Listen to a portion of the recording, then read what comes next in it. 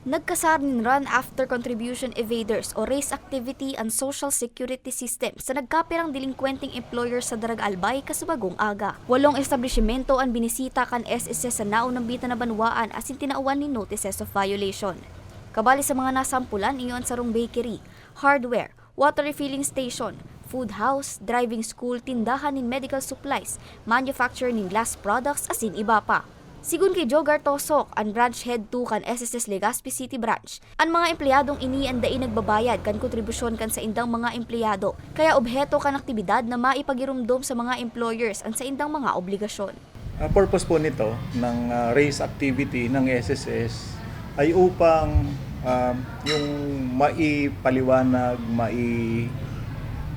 paabot doon sa mga concerned na employers na pinupuntahan.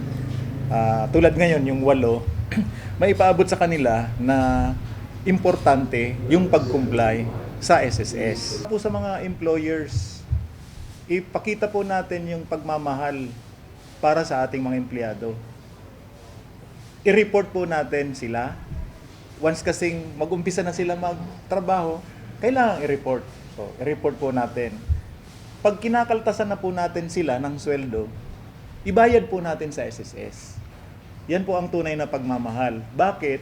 Kasi pag inihulog natin yung dapat ihulog sa SSS, yun din ang basihan, yung contribution na mapopost sa computer system ng SSS, yun po ang basihan ng benepisyo nila. Kinsing aldaw ang pigtaong palugit sa mga nasampulan na employers nga ni tauman aksyon o kasimbagan sa indang naging bayolasyon. Procedure-wise, if still, despite receipt of this notice of violation na nag-state na they have 15 days na mag-comply, failure of such compliance, i-refer po to ng branch sa amin, sa legal department, for issuance ng demand letter. So still, sa demand letter, may additional na naman yan na 10 days.